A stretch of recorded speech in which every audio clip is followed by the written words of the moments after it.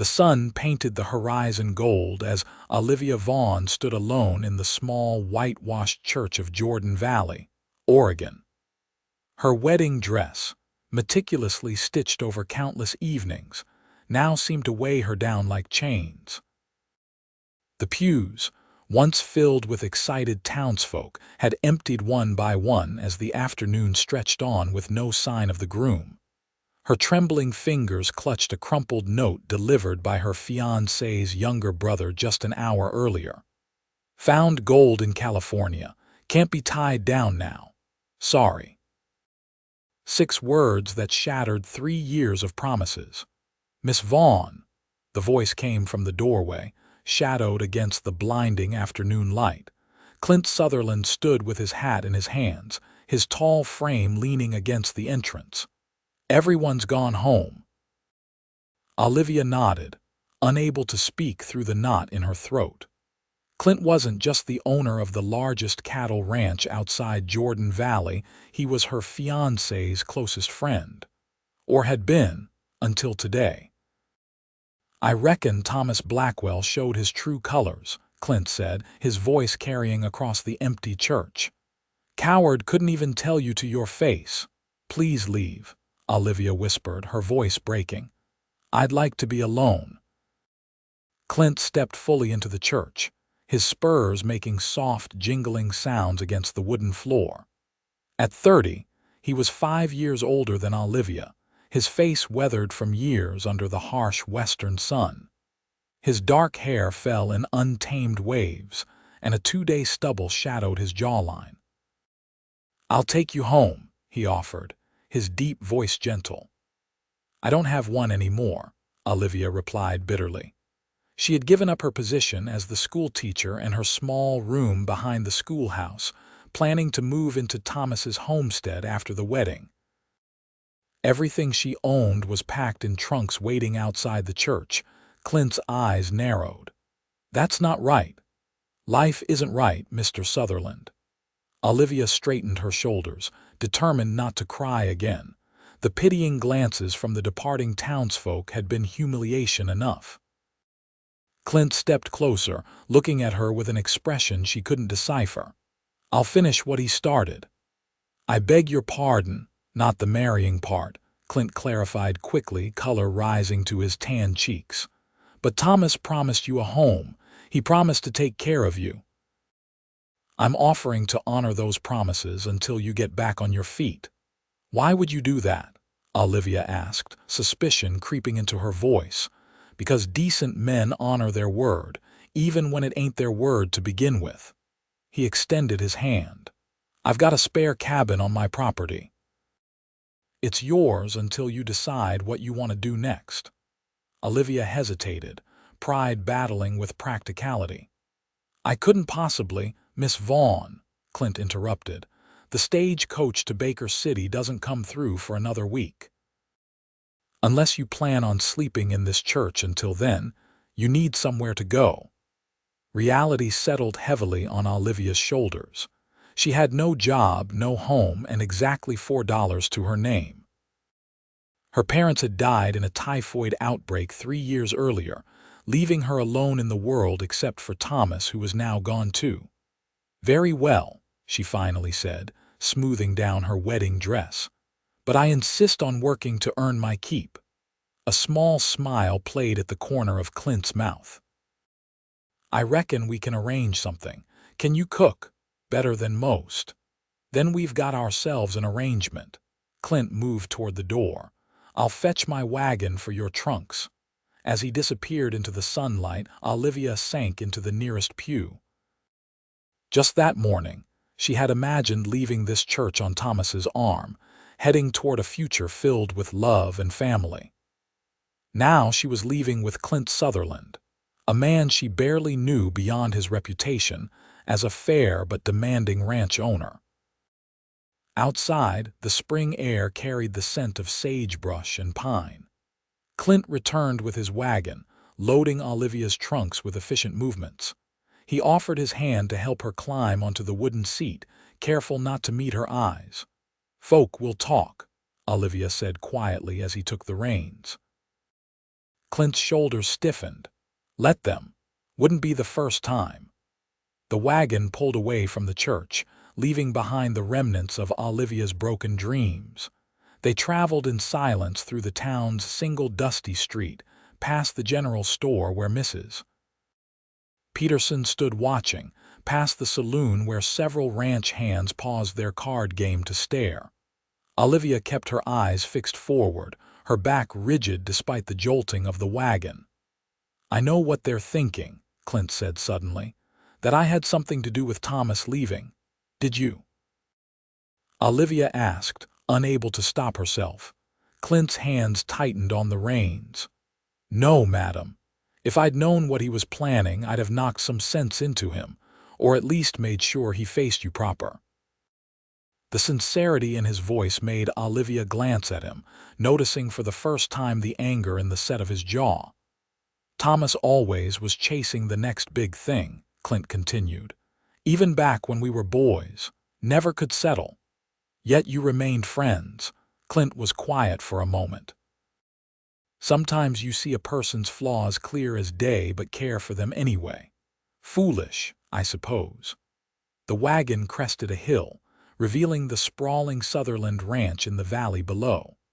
A large main house built of sturdy logs stood surrounded by smaller cabins, barns, and corrals filled with horses. Cattle dotted the distant pastures, and several ranch hands moved about their evening duties.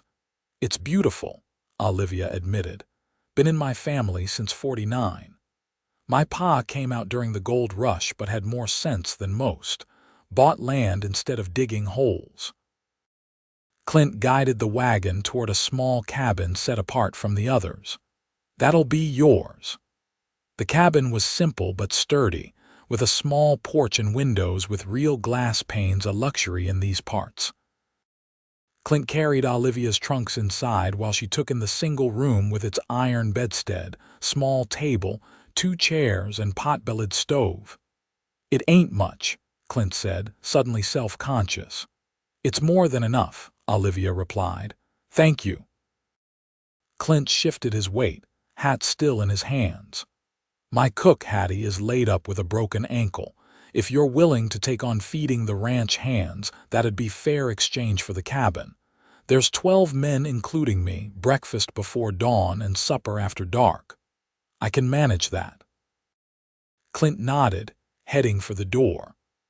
"I'll send Martha from the main house with some supper for you tonight. Rest up. Tomorrow comes early." Before Olivia could respond, he was gone, leaving her alone in the cabin that was now her temporary home. She sat on the edge of the bed, still wearing her wedding dress, and finally allowed the tears to fall freely. By the time Martha arrived with a tray of food, Olivia had changed into a simple blue dress and unpacked her few belongings. The older woman, who served as Clint's housekeeper, cast a sympathetic eye over Olivia but asked no questions. "Mr. Sutherland says you'll be taking over the cooking," she said, setting down the tray. "Hattie keeps her recipes in a book in the cookhouse. The men aren't particular except for Mr. Sutherland. He doesn't abide beans without bacon." "Thank you for telling me," Olivia said, grateful for any information. Martha hesitated at the door. "Don't you mind what folks might say. Mr. Sutherland's a good man, better than most." Before dawn the next morning, Olivia made her way to the cookhouse, a large cabin with a massive iron stove and long tables where the ranch hands ate their meals. She found Hattie's recipe book and set to work preparing breakfast. By the time the men began filing in, biscuits, bacon, and eggs were ready. Clint was the last to arrive, nodding to Olivia before taking his place at the head of the table. The men ate with the focused efficiency of those with a long day's work ahead, complimenting the food between bites. "Best biscuits since my mama's," one ranch hand declared. "You don't remember your mama's cooking, Pete," another replied, prompting laughter around the table. Olivia moved efficiently, refilling coffee cups and offering second helpings.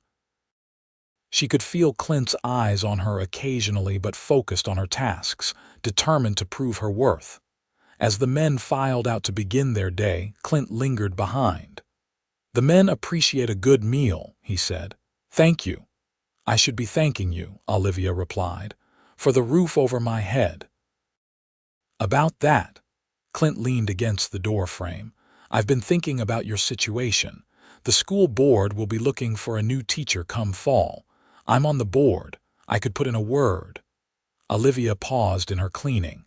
"That's very kind, but I'm not sure I'll be staying in Jordan Valley." "Where would you go?" "I have a cousin in St. Louis. I could write to her." Clint nodded slowly. "That's a long way from Oregon. Maybe that's for the best." Olivia turned back to her work, unable to meet his gaze. "The humiliation of being left at the altar isn't something I'm eager to live with." "Folks have short memories when there's new gossip to be had," Clint said. "Give it time." The days fell into a rhythm. Olivia rose before dawn to prepare breakfast, spent the midday hours cleaning the cabin and mending her clothes, then returned to the cookhouse to prepare the evening meal. The ranch hands were respectful, if curious, about her presence. None mentioned Thomas or the wedding, though she occasionally caught them exchanging glances when they thought she wasn't looking. Clint remained courteous but distant, speaking to her only about meals or ranch business. Sometimes in the evenings, Olivia would see him sitting alone on his porch, smoking a pipe and staring at the distant mountains. A week after her arrival, Olivia was kneading bread dough when Martha entered the cookhouse. "Letter for you," the housekeeper said, holding out an envelope. "Came with the supply wagon." Olivia wiped her hands and took the letter, recognizing her cousin's handwriting. She read it quickly, her heart sinking. Martha lingered, curiosity evident. "Bad news. My cousin's family has moved to California," Olivia replied, folding the letter. "They left St. Louis 3 months ago." "I'm sorry to hear that." Olivia forced a smile. "It's fine. I'll find another solution." That evening, as Olivia served supper, she was quieter than usual. The men noticed but respectfully kept their conversation among themselves. As they finished eating, Clint approached her. "Everything all right?" he asked. "Fine," Olivia replied automatically. Clint's expression made it clear he didn't believe her, but he didn't press. "I'm riding into town tomorrow for supplies. Thought you might want to come along." Must be getting tired of staring at the same walls. The offer surprised her. "I wouldn't want to be a bother." "No bother. Wagon leaves at 8. The next morning, Olivia wore her best day dress, a modest green calico with white trim. She tied her auburn hair back with a matching ribbon, conscious that this would be her first appearance in town since the wedding that wasn't. As she climbed into the wagon beside Clint, her stomach knotted with anxiety. "We don't have to go if you're not ready," Clint said, noticing her expression. "I can't hide forever," Olivia replied, straightening her shoulders. The journey to town was filled with polite conversation about the weather and the spring calving. As they approached Jordan Valley, Olivia's grip on her reticule tightened. "Head high," Clint advised quietly. "You've done nothing to be ashamed of." Jordan Valley's main street was busy with Saturday shoppers. As the wagon rolled to a stop in front of the general store, heads turned. Whispers followed them as Clint helped Olivia down from the wagon.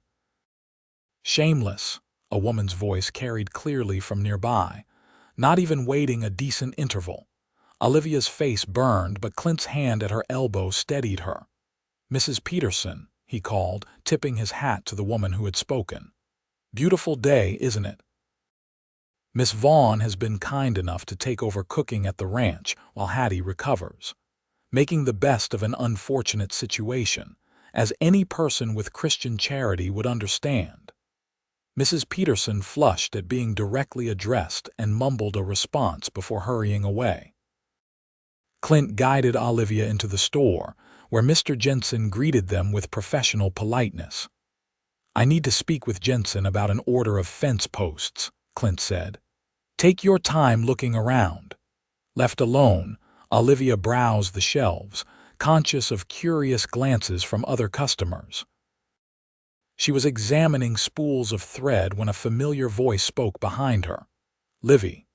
She turned to find James Blackwell, Thomas's younger brother, looking uncomfortable in his Sunday best despite it being Saturday. James, she acknowledged coolly. I wanted to say how sorry I am, he said, lowering his voice. About Thomas, about having to be the one to tell you. Olivia softened slightly. At 19, James had always been kinder than his brother. It wasn't your fault. He wrote again, James continued. Asked me to send on his things. Said the gold claims in Sacramento are promising. I wish him well, Olivia said, surprised to find she meant it. The sharp pain of betrayal had dulled to a disappointed acceptance. James glanced toward the front of the store where Clint was deep in conversation with Mr. Jensen. Folks are talking about you staying at the Sutherland Ranch. Mr. Sutherland has been kind enough to provide me with temporary accommodation in exchange for cooking. Just be careful, James said. Clint Sutherland has a reputation. What kind of reputation? Olivia asked. Just. He's never shown interest in settling down. And there was that business with the widow Carson a few years back. Before Olivia could ask more, Clint approached. James, he greeted, his tone noticeably cooler than it had been with Mrs. Peterson. Sutherland, James replied with a nod before excusing himself. What was that about? Clint asked once James was out of earshot. He was apologizing for his brother, Olivia replied, deciding not to mention the warning. Clint's expression darkened. Bit late for that.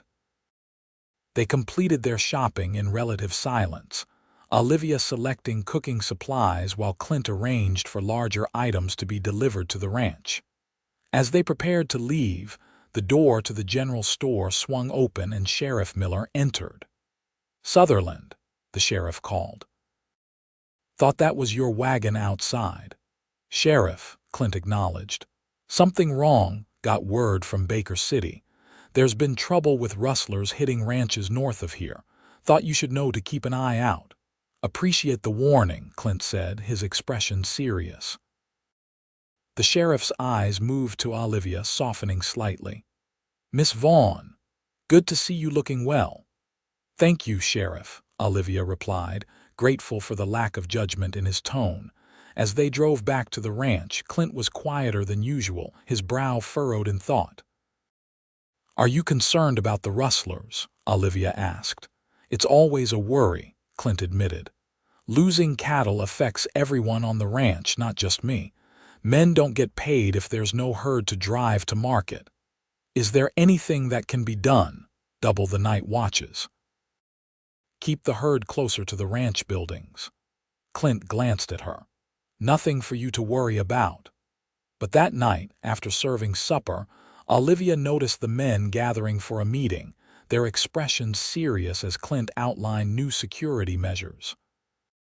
She lingered in the cookhouse, washing dishes and listening to the deep murmur of voices from the bunkhouse.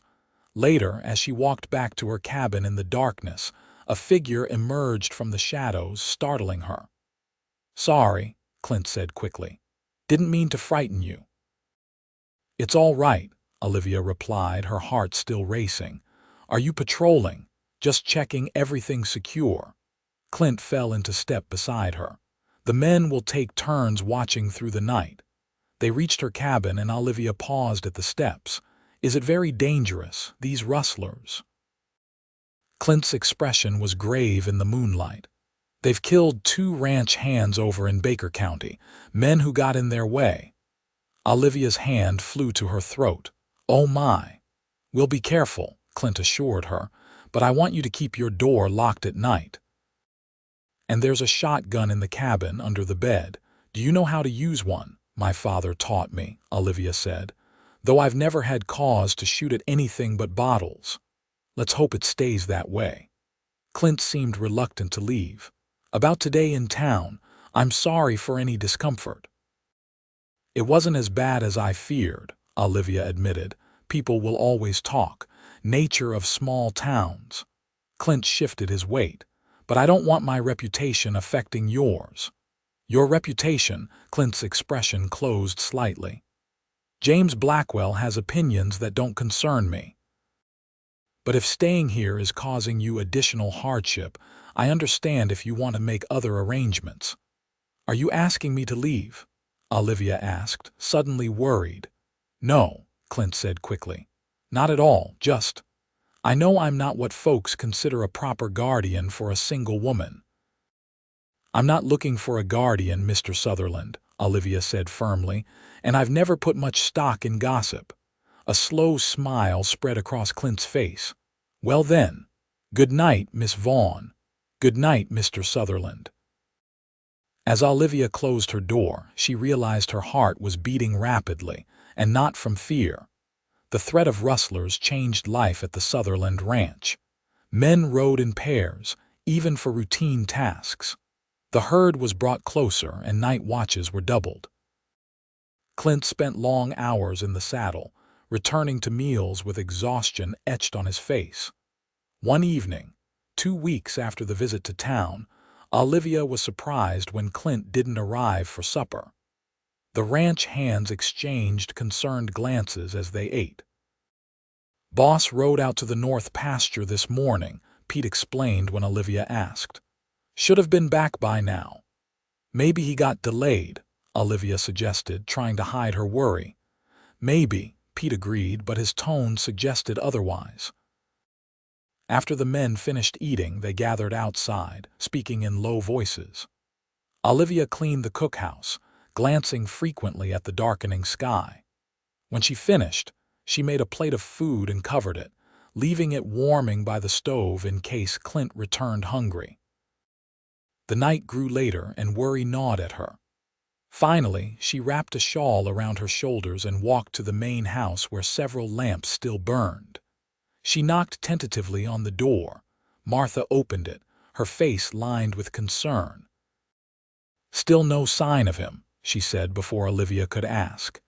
"The men are organizing search parties at first light if he's not back." "Surely someone should look now," Olivia said. "What if he's injured?" "Too dangerous in the dark," Martha replied. "The men won't risk getting lost themselves." Olivia returned to her cabin, finding sleep impossible. She sat by the window, watching the ranch yard for any sign of movement. Sometime after midnight, exhaustion overcame her, and she dozed in the chair. A sharp knock jolted her awake. Dawn was just breaking as she rushed to the door. Pete stood there, his expression grim. "Found the boss's horse. It came back riderless about an hour ago." Olivia's heart clenched. "And Mr. Sutherland?" "No sign yet.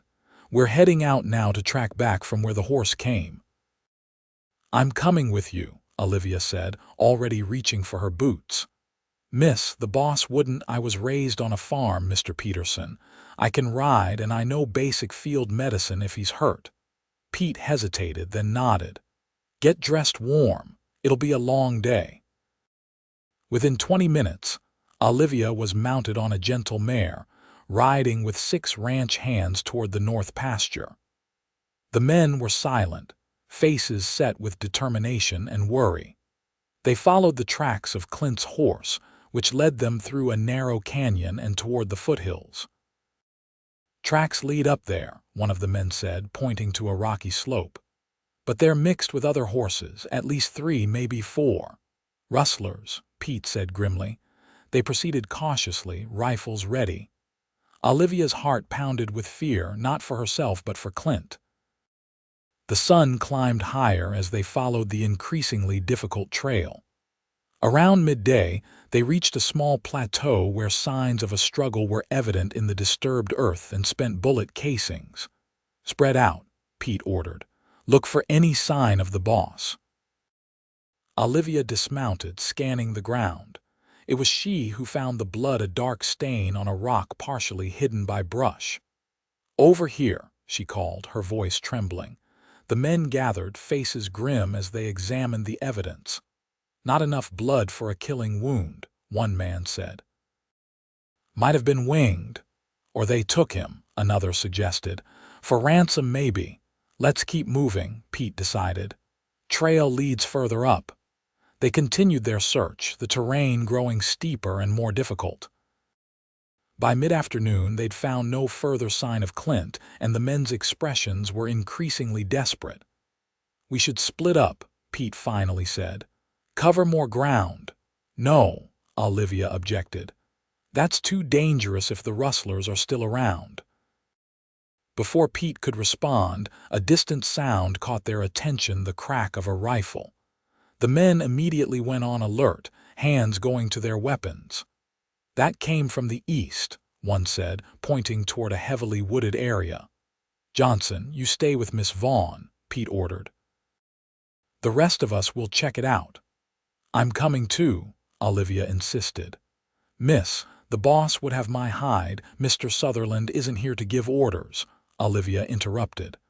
And I won't sit waiting while a man's life may be at stake. Something in her expression must have convinced Pete, for he nodded reluctantly. Stay behind us. If there's trouble, you ride back to the ranch for help. They proceeded cautiously, making their way through dense pine forest. The second shot came closer, followed by a shout that was unmistakably human. The ranch hands spurred their horses forward, with Olivia close behind. They burst into a small clearing to find Clint propped against a tree, a makeshift bandage around his left thigh and a rifle in his hands.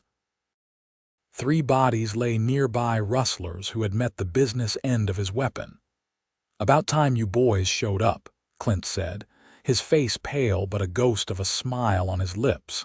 His expression changed to shock when he saw Olivia. What in tarnation is she doing here? Saving your life, apparently, Olivia replied, already dismounting and rushing to his side. She knelt beside him, examining the bloodied bandage. How bad is it? Bullet went clean through, Clint said, but I lost a fair bit of blood before I could stop it. We need to get you back to the ranch, Olivia said, opening her saddlebag to retrieve clean cloths. While the men dealt with the bodies of the rustlers, Olivia rebandaged Clint's wound. His skin was hot to the touch, suggesting the beginnings of fever. Were you planning to fight off the entire gang yourself? She asked as she worked, trying to keep her tone light despite her fear. There were only 4, Clint replied. Got ambushed yesterday. Managed to get away in the night, but not before taking a bullet. They tracked me down this morning. And the 4th rustler got away. Headed north, I think. Pete approached. We've taken care of the bodies, boss. Ready to head back when you are. Getting Clint onto a horse proved challenging with his injured leg, but they managed. Olivia insisted on riding beside him, watching him closely for signs of weakening. The journey back was slow and painful, with Clint growing more feverish as the hours passed. By the time they reached the ranch, he was barely conscious. The men carried him into the main house while Martha prepared hot water and bandages. Olivia followed, her hands shaking with exhaustion and worry. You should rest, Miss Vaughn, Martha said gently. I can tend to him. I'll stay, Olivia insisted, at least until the fever breaks. For 2 days, Clint lay in a feverish state, sometimes delirious, sometimes sleeping fitfully. Olivia remained by his side, cooling his forehead with wet cloths and forcing broth between his lips when he was lucid enough to swallow. Martha brought food that Olivia barely touched, too focused on her patient to think of herself. On the 3rd night, as Olivia dozed in a chair beside Clint's bed, his voice startled her awake. You're still here, he said, his voice weak but clear. Olivia leaned forward, pressing a hand to his forehead. The burning heat had subsided. Your fever's broken, she said with relief. How long? 3 days. Clint tried to sit up, wincing as the movement pulled at his wound. The ranch is fine, Olivia assured him, gently pressing him back. Pete has everything well in hand. The men caught the fourth rustler trying to come back for the horses. He's in the Baker City jail now." Clint relaxed slightly. "You shouldn't have come looking for me." "Would you have preferred we left you to die?" Olivia asked, arching an eyebrow. "No, but it was dangerous. Those men were dead by your hand before we arrived," Olivia finished. "You seem to forget I'm not some delicate city flower, Mr. Sutherland. I've lived in the West my entire life." A small smile touched Clint's lips. "I'm beginning to understand that." In the days that followed, as Clint regained his strength, Olivia continued to care for him while also resuming her cooking duties. The dynamic between them had shifted subtly. When she brought his meals, they really talked for the first time. About books they'd read, memories of their childhoods, hopes for the future. Clint spoke of inheriting the ranch at 23 when his father died, of the weight of responsibility for the land and the men who worked it. Olivia shared stories of teaching in the one-room schoolhouse, of her brief courtship with Thomas that had seemed so promising at the time. "I think I loved the idea of him more than the man himself," she admitted one evening as she changed Clint's bandage. "He was charming and full of dreams. But looking back, those dreams never included what I wanted, which was stability, a real home, children someday." Olivia concentrated on the bandage, avoiding Clint's gaze. "Simple things, I suppose." "Not simple," Clint said quietly. "Important." By the end of the second week, Clint was able to move around with the help of a cane. Olivia returned to her cabin, her caregiving role no longer needed, but found herself missing the easy conversations of those recovery days. One afternoon, as Olivia hung laundry outside her cabin, Martha approached with a letter. "Came for you on the stage," the housekeeper said. Olivia recognized the handwriting immediately. "Thomas." She opened it with trembling fingers, conscious of Martha's curious gaze. The letter was brief. Thomas expressed remorse for his actions and explained he had found moderate success in California. He was planning to return to Oregon in the fall and hoped Olivia might consider giving him another chance. "Bad news?" Martha asked, noting Olivia's expression. "No," Olivia replied, folding the letter. "Just unexpected." That evening, when she brought supper to the main house where Clint still took his meals while recovering, she found him sitting on the porch watching the sunset. "Your leg seems better," she observed, setting down the tray. "Doc says I can start riding again next week, short distances at first." Clint studied her face. "Something on your mind?" Olivia hesitated, then withdrew Thomas's letter from her pocket. "This came today." Clint's expression remained neutral as he read it, but his knuckles whitened where he gripped the paper. "He wants you back," he said flatly, returning the letter. "Yes. And what do you want?" Olivia looked out at the ranch, at the land that had become familiar over the past weeks. "I don't know," she admitted. "A month ago I might have been grateful for this letter. And now I'm not sure if what I felt for Thomas was ever real." Olivia met Clint's gaze. "He says he'll be back in the fall." "That gives you time to decide," Clint said, his voice carefully controlled. "The teaching position will be open by then. You'd have your independence." "Is that what you think I should do? Wait for Thomas?" Something flickered in Clint's eyes. "It's not my place to say. I'm asking your opinion." Clint was silent for a long moment. "I think," he finally said, "that a man who leaves once will leave again. That's been my experience." "Like your mother," Olivia said softly, remembering a story he'd told during his recovery about his mother abandoning the family when he was 8. "Like my mother," Clint agreed. "But it's your life, Olivia. Your choice." It was the first time he'd used her given name, and something warm unfurled in her chest at the sound of it on his lips. "Thank you for being honest," she said, turning to leave. "Olivia," Clint called after her. When she turned back, He seemed to be struggling with words. "Whatever you decide, you'll always have a place here if you need it." The summer progressed, bringing scorching heat and the busy preparation for the fall cattle drive. Clint recovered fully, resuming his duties around the ranch. He and Olivia maintained a cordial relationship, but the intimate conversations of his convalescence faded as he spent long days in the saddle. In July, Mr. Jensen from the general store visited the ranch with news that the school board was meeting to discuss the teaching position for fall. Clint, true to his word, recommended Olivia strongly. "They're inclined to offer you the position," Mr. Jensen told her, "if you're interested." "I'm honored," Olivia replied. "May I have some time to consider, of course. The board meets again in 2 weeks for the final decision." After Mr. Jensen left, Olivia found herself wandering toward the north pasture where she knew Clint was checking fences. She found him dismounted, hammering a loose post back into place. "Mr. Jensen said the teaching position is mine if I want it," she said without preamble. Clint looked up, wiping sweat from his brow. "That's good news." "Is it?" Olivia asked. "I've grown accustomed to life here, the cooking, the rhythm of the ranch." "You'd be wasted as a ranch cook," Clint said, turning back to the fence.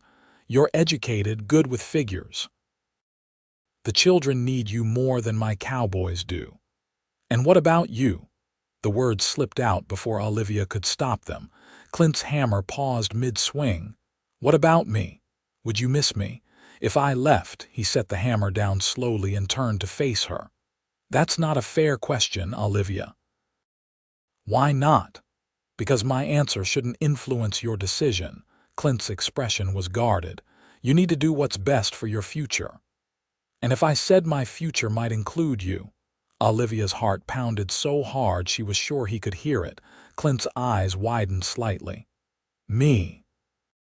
"These past months, getting to know you during your recovery." Olivia took a deep breath. "I've developed feelings that go beyond gratitude or friendship." Clint was silent for so long that Olivia began to regret her honesty. Then he closed the distance between them in 2 long strides and took her hands in his. "I've been fighting this since the day I found you in that church," he admitted, his voice rough. "Telling myself it was wrong to feel this way about a woman who'd just been jilted. That you deserved better than a rough rancher with more cattle than conversation." "I don't want better," Olivia whispered. "I want real. And you, Clint Sutherland, are the most real man I've ever known." His hands moved to cup her face, calloused thumbs gentle against her cheeks. "Are you certain?" "Thomas will be back in the fall." "Thomas is my past," Olivia said firmly. "I'm more interested in my future." When Clint kissed her, it was nothing like Thomas's careful, restrained kisses. This was a claiming, a promise, a declaration. Olivia's arms wound around his neck, returning the embrace with equal fervor. When they finally broke apart, both breathless, Clint rested his forehead against hers. "I've wanted to do that for weeks." "What stopped you?" "Respect. Fear that you'd feel obligated because of your situation." He brushed a strand of hair from her face. "I needed to be sure you were choosing me, not just stability." "I'm choosing you," Olivia assured him. "Though the stability doesn't hurt." Clint laughed, a rich sound that warmed her from within. "What will people say?" "The abandoned bride and the confirmed bachelor." "Let them talk," Olivia replied, echoing his words from their first day together. Wouldn't be the first time. Their courtship progressed swiftly after that day. In the evenings, they would sit on the porch of the main house, talking late into the night. Sometimes they rode together on Sundays, exploring the far reaches of Clint's property. The ranch hands exchanged knowing glances but offered only congratulations, genuinely happy for their boss. In early August, Olivia declined the teaching position, explaining to the school board that she had decided to pursue a different path. The next day, Clint took her into town to the jeweler's shop in Baker City, where she selected a simple gold band with a small diamond. "Are you sure you don't want something grander?" Clint asked as the jeweler wrapped their purchase. "This is perfect," Olivia assured him. "Practical like us." They planned a simple September wedding, nothing like the elaborate affair Olivia had planned with Thomas. Just family, the ranch hands, and a few close friends from town. A week before the wedding, as Olivia was preparing supper in the cookhouse, Martha rushed in with an urgent expression. "Thomas Blackwell's back," she said without preamble. "He's at the main house asking for you." Olivia's hands stilled on the dough she was kneading. "Did you tell Clint? He's not back from the South Range yet." Martha's eyes were wide with concern. "What do you want me to do?" Olivia wiped her hands on her apron. "Tell Mr. Blackwell I'll be right there." She took a moment to compose herself, smoothing her hair and removing her flour-covered apron. Then she walked steadily to the main house, her heart surprisingly calm. Thomas stood on the porch, hat in hands, looking much as he had the day he proposed to her over a year ago. His clothes were newer, finer, suggesting his California ventures had indeed been successful. "Livy," he said, stepping toward her with a smile that once would have made her heart race. "Thomas," she replied coolly, "this is unexpected. I wrote that I was coming back." He frowned slightly. "Didn't you get my letter?" "I did. But that was months ago, and you weren't specific about when."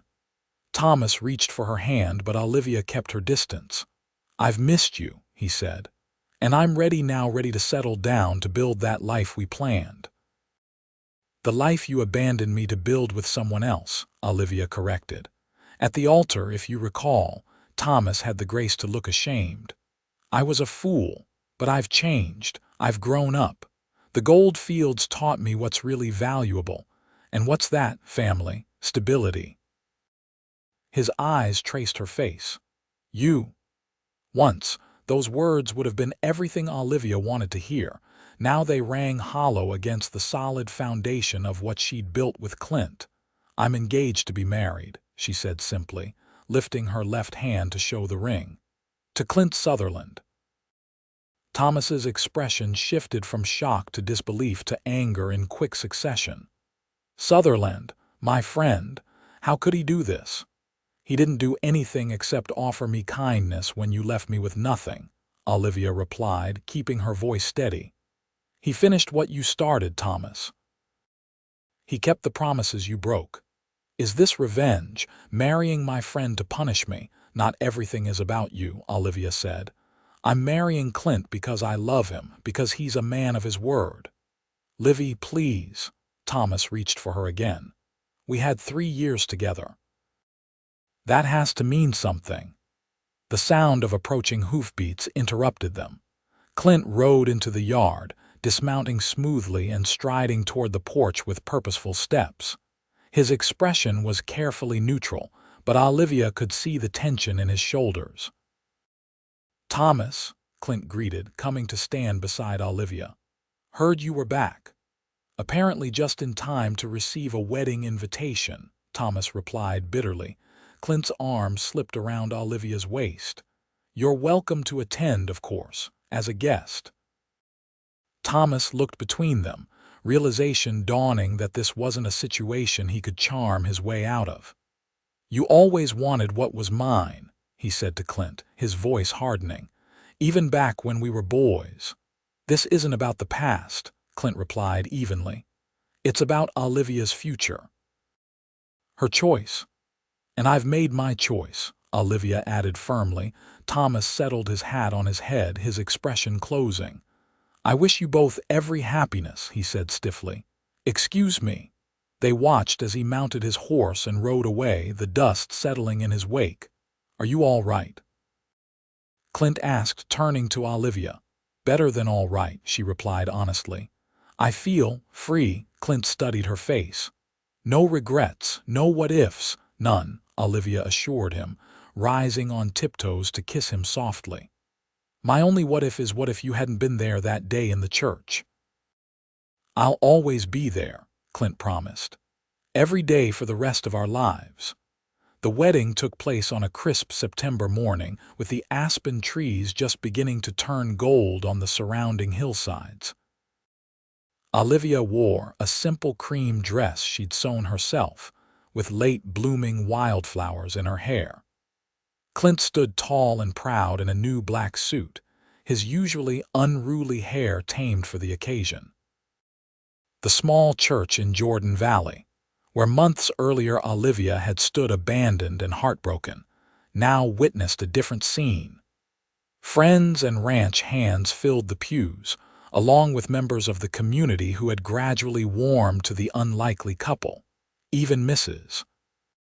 Peterson attended, her previous disapproval softened by time and the obvious devotion between bride and groom. Thomas did not come, having left town the day after his confrontation with Olivia and Clint. As Olivia walked down the aisle alone, her eyes fixed on Clint's, she felt no shadow of her previous wedding day. This was right. This was true. This was where she was meant to be. The ceremony was brief but heartfelt. When the minister pronounced them husband and wife, Clint gathered Olivia in his arms for a kiss that left no doubt about his feelings. The church erupted in cheers and applause. The celebration continued at the ranch, with tables set up in the yard and a feast prepared by Martha and friends from town. There was music and dancing long into the evening, with Clint surprising everyone with his graceful movements on the makeshift dance floor. As the night deepened and guests began to depart, Clint led Olivia toward the main house, their house now. On the porch, he paused. "I have something to show you," he said, a hint of nervousness in his voice. Inside, Olivia gasped. The main room had been transformed. New curtains hung at the windows, and a bookshelf filled with volumes stood against one wall. A rocking chair sat by the fireplace, and fresh flowers adorned the tables. "Martha helped," Clint admitted. "I wanted it to feel like your home too, not just mine." Olivia moved to the bookshelf, running her fingers over familiar spines. "These are my books," she said in surprise, "from my parents' house. James Blackwell helped me retrieve them from storage," Clint explained. "Seemed only right you should have them back." Tears welled in Olivia's eyes. "It's perfect, all of it." Clint took her hands in his. "I know I'm not the man you plan to marry. I'm rougher around the edges, less polished. You're exactly the man I want to marry," Olivia interrupted. "The man I did marry just hours ago, if you recall." Clint smiled, the worried lines around his eyes softening. "I recall, Mrs. Sutherland." The name sent a thrill through Olivia. "I think I'll enjoy getting used to that." "I'll make sure of it," Clint promised, drawing her close. 1 year later, Olivia sat on the porch of the main house, watching the autumn sunset with her 3-month-old son cradled in her arms. The baby, Charles James Sutherland, had his father's dark hair and his mother's thoughtful expression. Clint emerged from the barn, crossing the yard with the easy stride Olivia had come to love. He climbed the steps and bent to kiss first his son's forehead, then his wife's lips. "How are my favorite people today?" he asked, settling beside Olivia on the bench. "Wonderful," Olivia replied, leaning against his shoulder, though little CJ here refused his nap again. "Stubborn like his mama," Clint teased, gently taking the baby from her arms. "I prefer to call it determined," Olivia countered with a smile. The past year had brought challenges: a harsh winter, fluctuating cattle prices, the adjustments of marriage, but also immeasurable joy. The ranch had prospered under their joint care, with Olivia bringing her organizational skills to the business side while Clint handled the physical operations. When they discovered Olivia was expecting, Clint had hired a permanent cook, insisting she rest more. But Olivia had found other ways to contribute, starting a small kitchen garden that now supplied the ranch with fresh vegetables, and keeping meticulous account books that had already saved them considerable money. "Letter came for you," Clint said, reaching into his pocket while balancing the baby in one arm. "From California." Olivia took the envelope, recognizing Thomas's handwriting. With Clint's knowledge and blessing, she'd maintained occasional cordial correspondence with her former fiancé. "He's getting married," she announced after scanning the letter, "to a banker's daughter in Sacramento." "Good for him," Clint said sincerely. "I hope he's learned to appreciate what he has." "I think he has." Olivia folded the letter. "He invited us to the wedding." Clint raised an eyebrow. "Do you want to go?" "No," Olivia said without hesitation. "But I'll send a gift. It seems right somehow to wish him well." Clint nodded, understanding in his eyes. "Full circle."